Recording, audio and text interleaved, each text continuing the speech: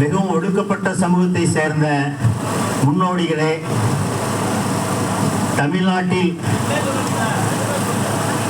எங்கிருந்தாலும் சென்னையிலிருந்து தான் துவங்க வேண்டும் என்கின்ற ஒரு நிலையில் இந்தியாவினுடைய உள்ஒதுக்கீடு போராட்டத்தை MRPS மூலமாக, தண்டூராமு மூலமாக ஒரு 30 ஆண்டு காலத்திற்கு மேற்பட்ட ஒரு எழுச்சியை ஏற்படுத்தி இந்தியாவில் அந்த உள்ஒதுக்கீடு ABCD கேட்டகரி ஆந்திராவில் முதலில் செயல்படுத்தினாலும் அதை உச்ச நீதிமன்றம் சென்று நம்மளுடைய சக தோழர்கள் தடையை பெற்று இன்னும் ஆந்திரா சகோதரர்களுக்கு அந்த ABCD நடைபெறுவதற்கான அந்த கமிஷன் அமைக்கப்பட்டிருக்கிறது.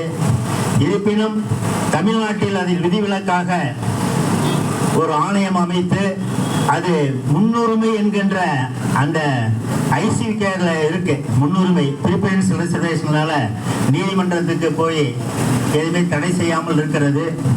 இருப்பினும் கூட கடந்த ஆகஸ்ட் 1, 2024 இந்தியாவினுடைய மிகவும் ஒடுக்கப்பட்ட மக்களினுடைய எழுச்சி நாள், விடுதலை நாள் அன்றுதான் உச்ச நீதிமன்றம் தன்னுடைய முழுமையான அமர்விலே மாநில அரசுகளுக்கும் உள்ளொதுக்கீடு வழங்கக்கூடிய அந்த உரிமை உண்டு என்கின்ற நெத்தியில் அடித்தார் போன்ற ஒரு தீர்ப்பை வழங்கியது.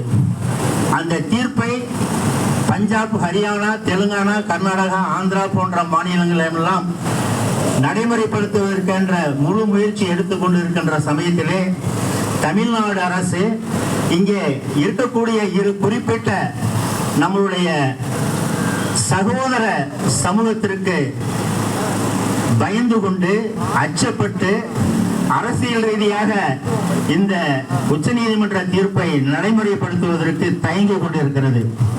திராவிட மாடல் ஆட்சி, ஆம், திராவிட மாடல் ஆட்சியில் ஏன் உச்சநீதிமன்ற தீர்ப்பு ஏன் நடைமுறைப்படுத்தவில்லை? தமிழ்நாட்டில் அதற்கான ஆணையம் ஏன் அமைக்கப்படவில்லை?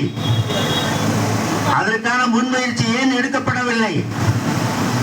அப்ப திராவிட மாடல் ஆட்சியில் இங்கே மிகவும் ஒடுக்கப்பட்ட அருந்தியர் சமூகத்திற்கு எந்த விதமான முக்கியத்துவம் இல்லையா? இன்னும் ஒருபடி மேலே சொன்னால் இந்த சமூகத்தை சேர்ந்த ஒரு அமைச்சரே ஆரிய திராவிட நலத்துறை அமைச்சராக இருந்து கொண்டு நாம் இங்கே இவ்வளவு பெரிய ஒரு கோரிக்கை ஆர்ப்பாட்டத்தை நடத்துவது என்பது வெட்கி தலைக்குடைய வேண்டிய விஷயம், வெட்கி தலைக்குடைய வேண்டிய விஷயமாகும். நான் ஒன்றை நினைவில் கொளுத்த வேண்டும்.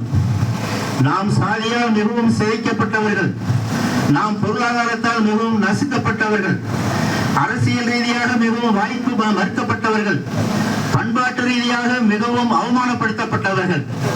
எனவே இந்தியாவில் கிட்டத்தட்ட பட்டியலத்திலே ஒரு 12% அதிகமாக இருக்கக்கூடிய இந்த அகில இந்திய அளவிலே சமாராகவும் தென்னிந்திய அளவில் மாதிரியாகவும் தமிழ்நாட்டிலே அருந்தியராக இருக்கக்கூடிய ஒவ்வொருவரும் நாம் ஒரு உறுதிமொழி எடுத்துக் கொள்ளப்பட வேண்டும். அம்பேத்கர் அவர்களுடைய கூற்றின்படியாக இருந்தாலும் சரி, கன்சிராம் அவர்களுடைய அரசியல் செயல்பாடாக இருந்தாலும் சரி, மிகவும் ஒடுக்கப்பட்டோர் அல்லாத ஒரு அரசியல் தலைமையை ஏற்றுக்கொள்கின்ற வரைக்கும் இங்கே கீழ்நிலையில் இருக்கக்கூடிய நம் சகோதர சகோதரிகளுக்கு நாம் அரசியலமைப்பு சட்டத்தில் இருக்கக்கூடிய உரிமைகளை பெற்றுத்தர முடியாது என்பதை இந்த நேரத்தில் செய்து கொள்ள வேண்டும். எனக்கு தெரிந்த வரைக்கும் மந்தகிருஷ்ணா அவர்களோடு நான் கிட்டத்தட்ட 20 ஆண்டுகளாக தொடர்பில் இருக்கின்றேன். நானும் பல போராட்டங்களில் கலந்து கொண்டிருக்கின்றேன். இருந்தாலும் கூட என்னுடைய எல்லைக்கு உட்பட்டு, என்னுடைய முயற்சிக்கு உட்பட்டு இந்திய கனசங்க கட்சியை 2015 துவங்கினேன்.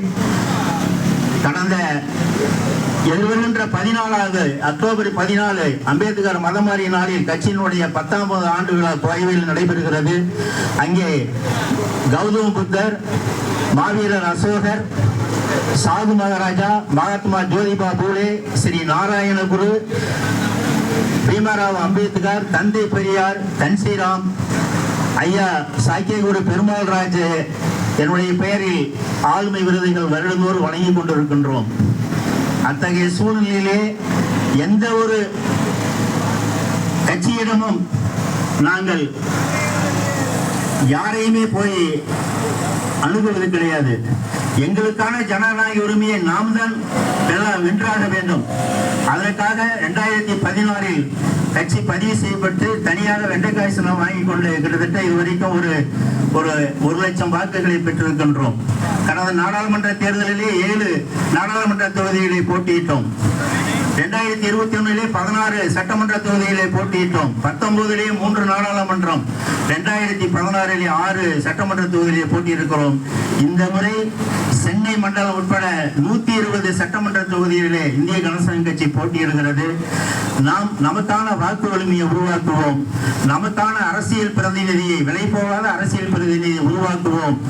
நமக்கான அந்த யாரிடமும் அனுமதி இல்லாமல் நாம் சட்டமன்றத்திலும் நாடாளுமன்றத்திலும் நம்மளுடைய உரிமைகளை பேசுவதற்கான ஒரு தன்னுரிமை பெற்ற ஒரு நாடாளுமன்ற சட்டமன்றை உருவாக்குவதற்கு MRPS போன்ற அமைப்புகள் உதவிட வேண்டும்.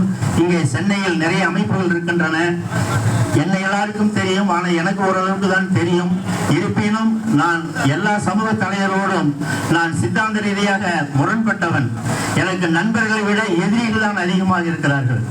எனவே அதை நான் கருத்தில் கொள்ளாமல் என்னுடைய ஒரே லட்சியம், சாதியால் மிகவும் சிதைக்கப்பட்ட இந்த மிகவும் ஒடுக்கப்பட்டோர் தலைமையில் ஆட்சி அதிகாரம் பெறுவதே லட்சியமாக இருந்து செயல்பட்டு கொண்டிருப்போம். இந்த நாட்டை ஆளுவோம், இந்த மக்களை பாதுகாப்போம். இந்த ஒடுக்கப்பட்ட மக்களுக்காக நாம் உயிரையும் கொடுக்க தயாராக